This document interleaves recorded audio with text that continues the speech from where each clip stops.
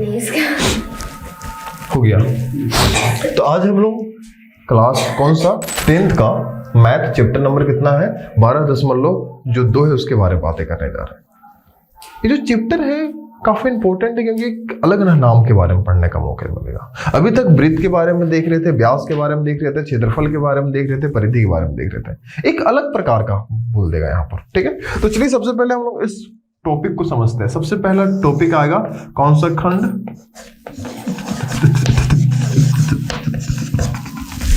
त्रिज्य खंड का मतलब क्या होता है। मान लीजिए कि आपके पास एक वृत्त है, आपके पास एक वृत्त है ना, बीचों बीच में आपके पास कौन सी होती है, केंद्रक होती है, दिक्कत वाली बात नहीं है।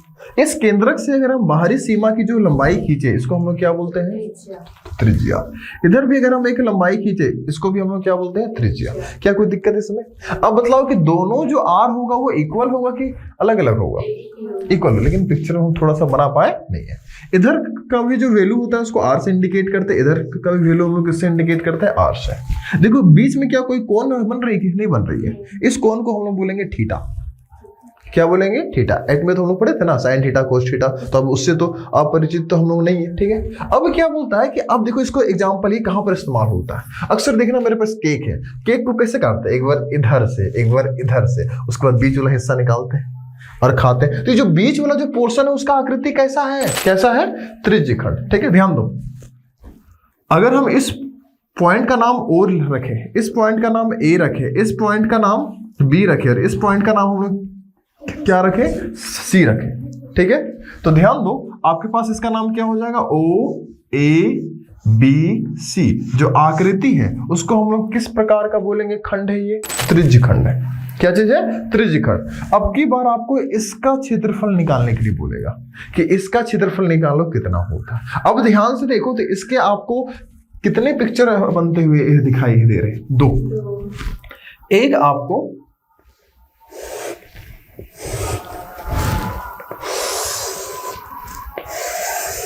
ऐसे बनता हुआ दिखाई दे रहा है और एक आपको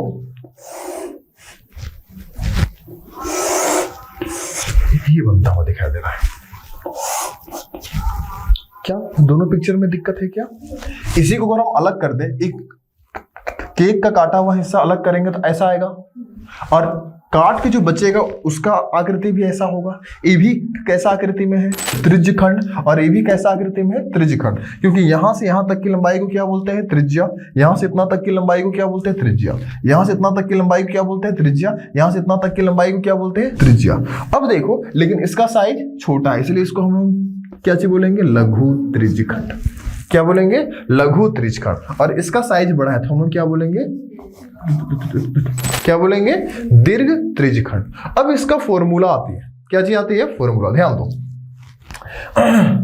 इस जगह पर जो वैल्यू होती है वो आर होती है, यहां पर भी क्या चीज होता है, आर होती है। इस जगह पर जो कोण बनती है कितना डिग्री का बनता है, थीटा। कितना, थीटा। तो अगर कोई इसका क्षेत्रफल पूछ दे, किसका, लघु का, तो फॉर्मूला हो जाएगा थीटा बट्टे 360। क्या लिखेंगे, थीटा बट्टे 360। अब हम लोग एक क्षेत्रफल के बारे में बातें कर रहे हैं तो मतलब वृत्त का क्षेत्रफल क्या चीज होता है, पाई आर स्क्वायर। तो अगर लघु के बारे में बोल दे इसका क्षेत्रफल कितना होगा तो क्या लिखेंगे, थीटा बट्टे 360 पाई आर स्क्वायर। क्या कोई दिक्कत? लेकिन अगर लघु का ना पूछ के बोल दे कि किसका निकालना है, दीर्घ का, तो अगर सोचो कि यहां से इतना तक का मान अगर थीटा है तो मतलब यहां से लेके इतना का जो मान होगा वो कितना होगा।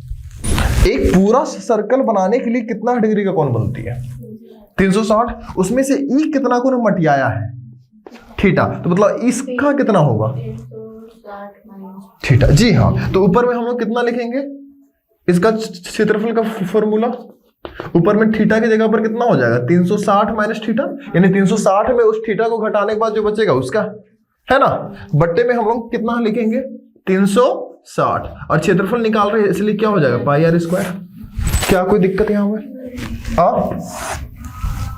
इस पिक्चर में और साथ में इस पिक्चर में फॉर्मूला में कहीं पर दिक्कत, ये 360 माइनस थीटा कहां से है, इसमें कहीं पर दिक्कत। एक कब के लिए इस्तेमाल करेंगे, दीर्घ के लिए, और एक कब के लिए इस्तेमाल करेंगे, लघु के लिए, ठीक है। एक होता है इसी में से, हाँ किसकी लंबाई?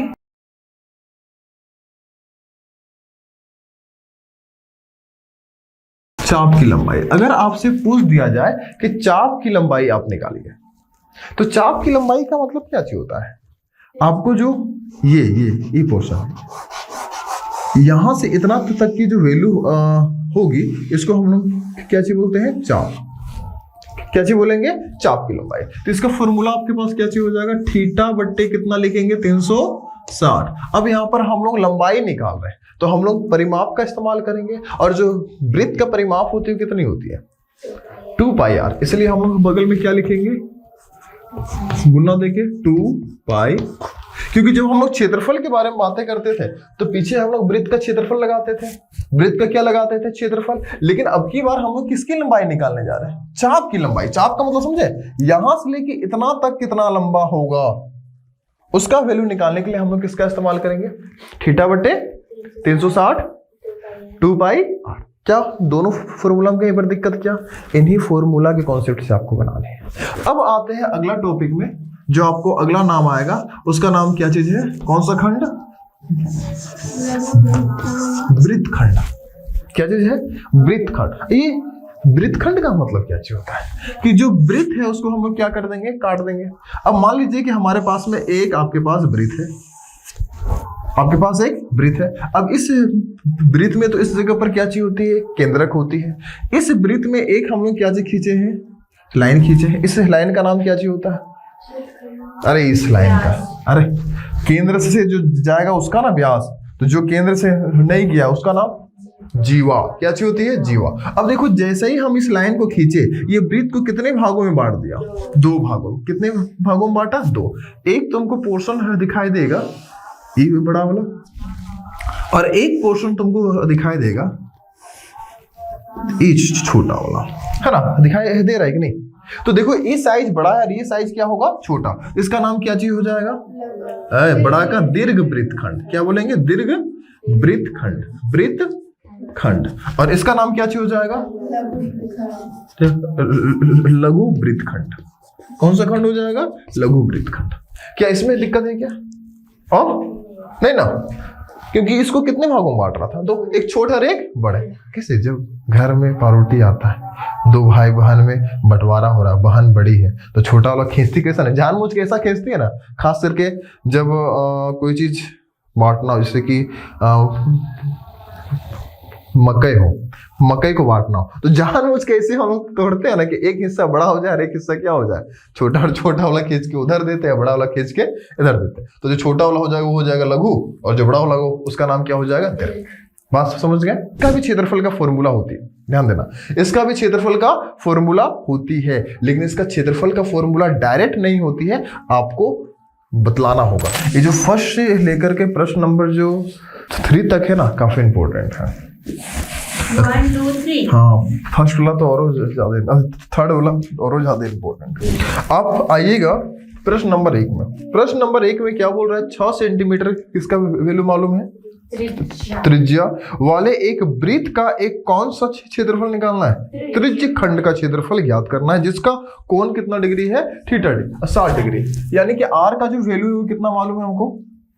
आर का वैल्यू कितना है? 6 सेंटीमीटर। और जो थीटा का वैल्यू कितना डिग्री मालूम है? 60। अब आपको क्या करना है? किसका क्षेत्रफल निकालना है? त्रिज्य खंड का। कोई लघु उघु नहीं ना बोला है, तो मतलब ये हम कौन सा फॉर्मूला बैठाएंगे? थीटा बट्टे वाला। जब बोल दे, स्पेशल नाम बोल दे कि लघु का निकालो, अगला निकालो किसका, तो दीर्घ का निकालो, तब उस टाइप में निकालते रहना। तो हम लोग सबसे पहले अभी किसका क्षेत्रफल का फॉर्मूला लिखेंगे? त्रिज्यखंड का क्षेत्रफल। क्या लिखेंगे? त्रिज्यखंड का क्षेत्रफल। मतलब इसका फॉर्मूला क्या था? थीटा बट्टे 360। क्षेत्रफल निकाल रहे हैं, इसलिए क्या लिखेंगे? पाई आर स्क्वायर, है ना। लेकिन वही अगर लंबाई होती किसकी? चाप की लंबाई, तो वो हट के उसकी जगह पर क्या किया जाता? 2 पाई। अरे स्क्वायर कहाँ होता है जी? 2 पाई आर। ठीक है, ध्यान दो, जो थीटा है उसका वैल्यू कितना है? 60 बट्टे कितना लिखेंगे? 360। पाई का वैल्यू कुछ बोला है क्या? 22/7। कितना लिखेंगे? 22/7। आर का वैल्यू कितना बोल दिया? 6। तो क्या लिखेंगे? 6 गुनी कितना हो जाएगा? 6। क्या कोई दिक्कत यहाँ पर? क्या कुछ कट रही है? 0 से 0, 6 का पाना में कितना बार कटेगा, 6 बार में 6 से 6 कट जाएगा और कुछ करने वाला नहीं है। चलिए 22 को 6 से गुना करेंगे कितना होगा, 6 दूनी 12, 6 दूनी 12 13, कितना होगा 132 बट्टे कितना होगा 7। अब इसको हम लोग क्या चीज करते हैं कि दशमलव में बदल देते हैं। 7 एकम कितना होगा 7, 7 6 13 यानी 6 और 2 62 है ना, कितना हो गया 62, 7 8 कितना होगा 56, 7 8 कितना। अच्छा आंसर देखो तो इतना ही में छोड़ दिया है कि दशमलव में कर दिया है, नहीं में उतना ही में ना, क्या हमको याद आ रहा था। तो इस जगह पर क्या होगा सेंटीमीटर का स्क्वायर। अगर क्या कोई दिक्कत, दशमलव निकाल दे कोई दिक्कत नहीं है।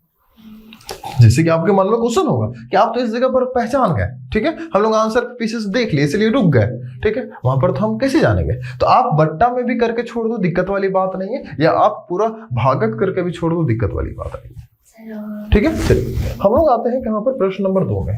चलिए प्रश्न नंबर 2 हल्का सा कॉन्सेप्ट वाली बात है। क्या बोलता है कि हमारे पास अब की बार आकृति कैसी है, क्या चाहिए, चतुर्थांश। इसका मतलब भी भूल गए हम, चतुर्थांश। चलिए क्या बोलता है, एक वृत्त का एक क्या चीज है, चतुर्थांश है। एक हमारे पास में वृत्त है, पिक्चर एकदम इंपॉर्टेंट है, इस टाइप का क्वेश्चन बनाइएगा, पेंसिल लीजिएगा, प्रकाल आपके पास पूरा होना चाहिए, ऐसे नहीं कि हाथे से मार दिए, ठीक है। जो पिक्चर बनाइए एक्यूरेट बननी चाहिए वहां पर, समझे बात को, स्केल से सारा कुछ नाप जो कैसा नहीं कि हाँ हो गया, नहीं। आपके पास ये कौन चीज है, केंद्र है। हम लोग जानते हैं इसको अगर हम बांटेंगे कितने भागों में बढ़ती है, 4 भागों में। तो जो इसका एक भाग होता है इसको हम लोग कौन सी आकृति बोलते हैं, चतुर्थांश। क्या बोलते हैं, चतुर्थांश। भले ये चतुर्थांश है लेकिन बतलाओ कि क्या ये खंड होगा कि नहीं, त्रिज्य खंड। क्यों, क्योंकि इस जगह पर आपके पास क्या चीज है, केंद्र है। केंद्र से यहां तक की जो दूरी r होगा, यहां से यहां तक की जो दूरी r होगा, उसी के बीच का हिस्सा है, ठीक है। लेकिन क्या बोलता है, इसका क्षेत्रफल याद कीजिए, जिनकी परिधि 22 सेंटीमीटर मालूम है। क्या आर का वैल्यू मालूम है, क्या हमको किसका वैल्यू मालूम है, तो परिधि से हमको किसका वैल्यू निकाल लेना होगा, आर का। जैसे आर निकलेगा उसके बाद इसका क्षेत्रफल निकालना है। लेकिन यहाँ पर कॉन्सेप्ट वाली बात है, क्या है मालूम है, इसको आप 2 तरीके से बना सकते हैं। क्यों, क्योंकि जब भी हम यहाँ पर चतुर्थांश बनती है, कितना डिग्री का कोण बनती है, 90 डिग्री का। कितना डिग्री का, 90। क्यों, क्योंकि 4 भागों में बटी हुई, सोचो एक भाग इधर खींचेंगे, एक भाग इधर, 90 90 90, तब ना होगा 36 यानी कि 360 डिग्री, ठीक है। तो सबसे पहले यहां पर हमको मालूम है क्या चीज, वृत्त की परिधि। वृत्त की परिधि, वृत्त की परिधि बताइए कितना था, 22 सेंटीमीटर है। अब बताइए वृत्त की परिधि का फॉर्मूला क्या होता है, क्या होती है, 2 पाई आर इज इक्वल टू कितना लिखेंगे, 22 होगा। अब ध्यान दो यहाँ पर, ठीक है, 2 की जगह पर 2, पाई की जगह पर कुछ बोला है क्या, नहीं, तो क्या लिखेंगे, 22 बट्टा कितना हो जाएगा 7 गुणने क्या लिखेंगे, आर इज इक्वल टू कितना होगा, 22 होगा।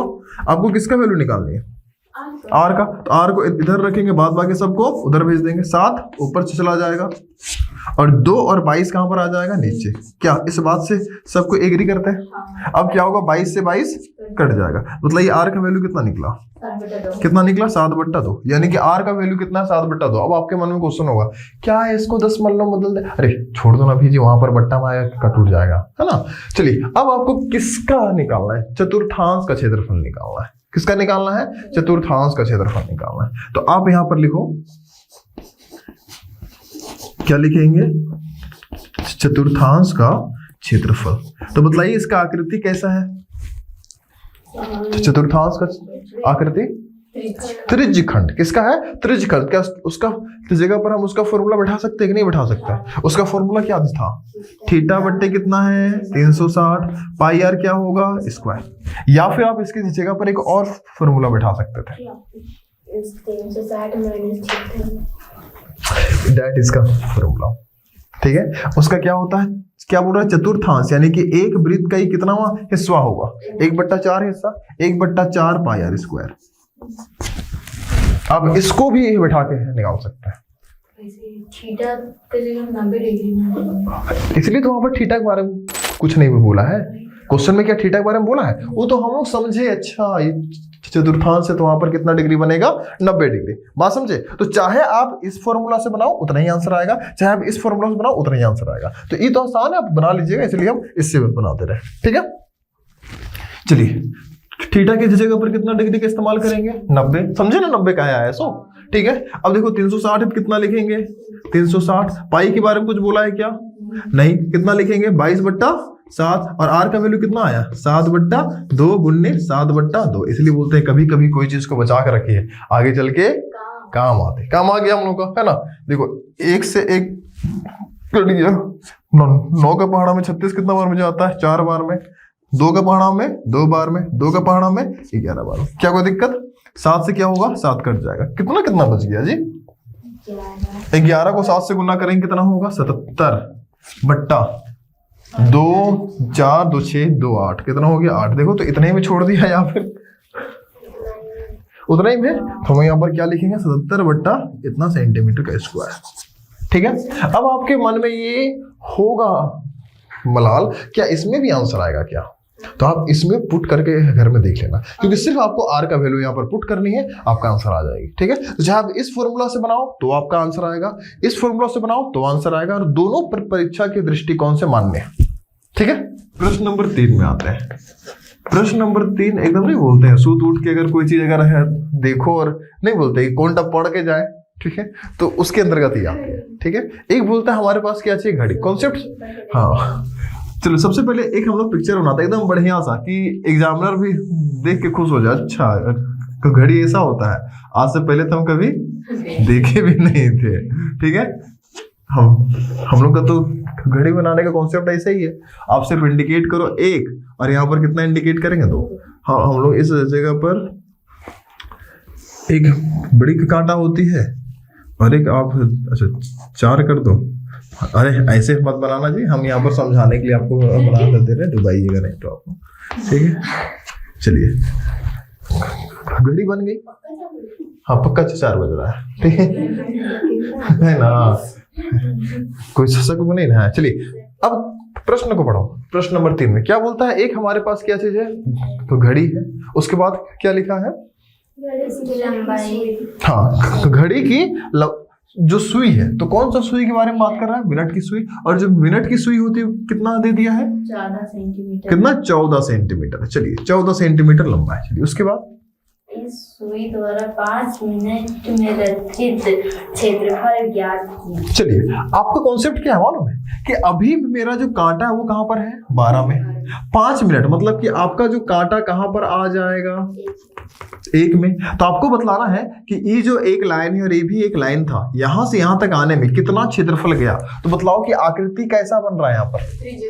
कैसे आकृति बन रहा है? क्या चीज? नहीं, जब 5 मिनट बोल रहा, 5 मिनट कहीं से भी आप उठा सकते थे ना जी। तो आपके पास में अभी जो कांटा है मिनट वाली वो कहां पर है? 12 में, लेकिन वो पहुंचेगा कहां पर?